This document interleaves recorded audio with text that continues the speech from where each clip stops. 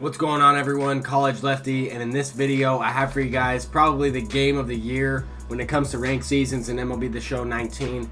This is going up against a very good player in Mike Plasma.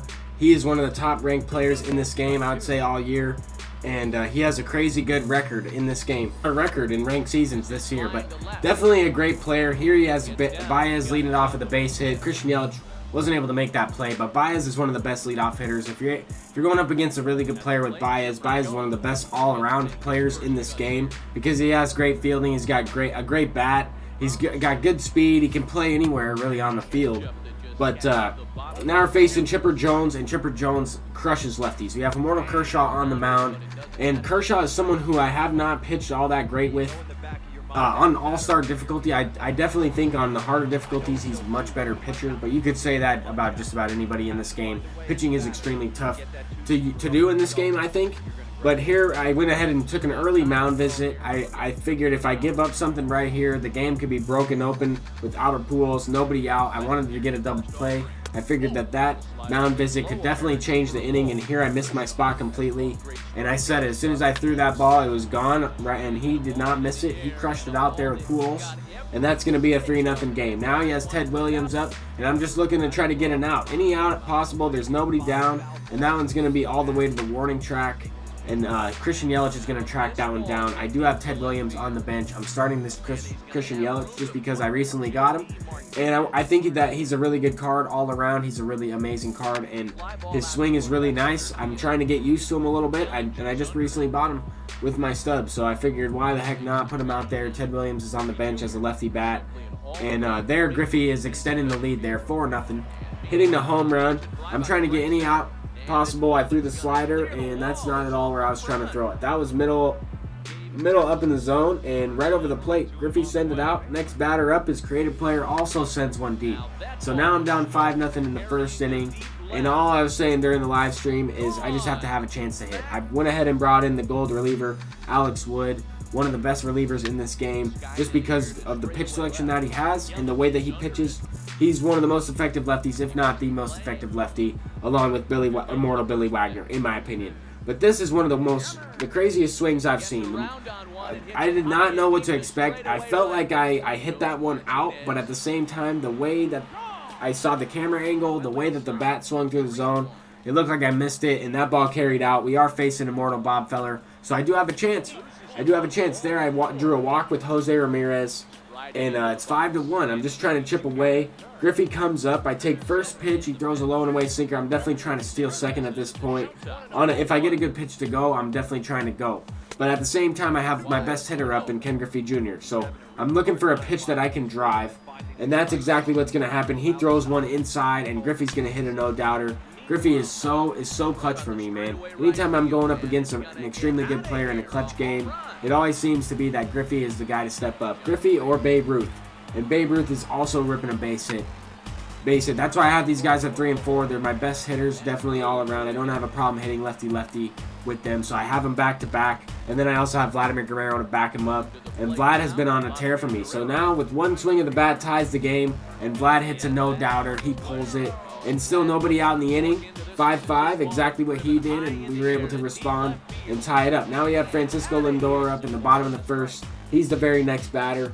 And I'm looking to keep hitting the ball hard. That's exactly what happened there. Line drive to center field. His Griffey's making the play. Didn't quite have the launch angle to send that one deep, but it was still hit extremely well. Now we have Mookie Betts up, and I'm just barely getting under that one. With the wind blowing out and the way that the ball is launching off the bat in this one, all you have to do is just try to keep hitting the ball at the right launch angle, and you're going to hit nothing but home runs. Doesn't really matter what timing you have. It just seemed like that was how this game was playing. We're at night here. And there, Mike Piazza's extending the inning. With 2 outs, he's bringing up the pitcher, which makes it so that I can have the top of my order coming up in the next one. But we have Alex Wood in. I went ahead and left Alex Wood in because I wanted to use him here. I thought that ball was crushed. I thought it was gone. No doubter from Baez, but that one stays in the yard, surprisingly. But now we're facing Chipper Jones. I mean, yes, these guys are guys that absolutely crush lefties, but this is Alex Wood. This is the gold Alex Wood card from the ticket counter. I don't know why this guy is so good, but that's how the game is in this one. There, Jose Ramirez hitting a no-doubter, and there's just so much action involved in this one. That's why this video is so long. It's one of the longer ranked seasons game I played, and longer videos that I was posting on YouTube. This was a home run. I don't know how, it was just late. The PCI was completely on it. I don't show the feedback, but I did have it from the live stream. The PCI was on it, and I was just late. It was good timing and everything, or it wasn't good timing, but it was good contact. I don't know how that's gone, but the wind carried it out, and I was able to hit it out. There, Babe Ruth, the next batter up, sends one for a base hit. Vladimir Guerrero is also going to join the hit party, hitting that home run earlier in the game. He is 2 for 2 with that base knock. That's going to put guys on first and second, bringing up Mookie Betts, and Mookie Betts facing this Jose Leclerc. We're both in our bullpens at this point, and Mookie Betts is going to tap one. He's going to tap one to the catcher. That's going to be an infield base hit. I have no idea how that was an infield base hit, but that brings up Mike Piazza, and this is going to be a very important, a very crucial at bat. We have 2 outs. Because I have the pitcher on deck, this is a crucial situation, and he's going to go ahead and throw a first pitch splitter, and Mike Piazza is pulling that for a grand slam. That's going to extend the lead to 11-5, and just like that, we flipped the game. He was up by 5. Now I'm up by 6 in the next inning. Very next inning, tying it up, and now he's going to get a base hit. He's going to get a leadoff base hit there with Albert Pujols. He is not going down without a fight. It's the top of the 3rd. He's got Ted Williams up. I have Bruce Sutter in the game going with the high fastball. Got him striking out there. Brings up J.D. Martinez. And J.D. Martinez is one of the best right-handed bats in this game. Absolutely. This guy, all these finest cards are extremely good, man. I've tried out all the best hitters, and I'm extremely impressed with how some of these cards play. The only ones I haven't tried out are Lorenzo Cain and JT Realmuto as far as the hitters, I'm pretty sure. And I might be missing a couple. I might be missing one guy. I can't think of him off the top of my head. But I also haven't tried out Blake Trinan. But other than that, I've tried out all of them, if I'm not mistaken. But there, JD Martinez hits a home run there. I figured I would show more of that at bat. And it's now 11-7. Brings up his creative player, and his creative player is going to ground out to shortstop. That's Lindor. He's going to make the play. That's going to end the inning, keep it at an 11-7 game. But we have to keep continuing to score runs as Griffey hits a no-doubter. If I don't score any more runs in this game, this opponent is good enough to come back. No lead is safe, and that's exactly what I was saying while I was playing this game yesterday. And for those of you guys that were watching the Firm tournament today, you guys know that no lead is safe. There were a lot of high-scoring games. These really good players can come back at any time and put on 5-6 runs at any point, any inning, any given time. So now I'm just trying to get as many zeros, get as many outs as I can. I was saying that I have a 20, after I got the first out, down by 5, I was saying, all right, 26 outs left if this game lasts that long. I mean, at one point, I was on the verge of getting mercy ruled. 5 runs is halfway there, and only a few innings away. He definitely shortened up the game, but I was able to respond. There, Mookie Betts is sending one deep. It's going to be a 13-7 game. J.D. Martinez with the pinch hit home run, the finest version. He responds with a solo shot. His JD had a 2-run shot, but that's off the bench from me. And now we have the Koji Uehara and facing Albert Pujols. Albert Pujols hits one right to Lindor. Definitely a hittable pitch.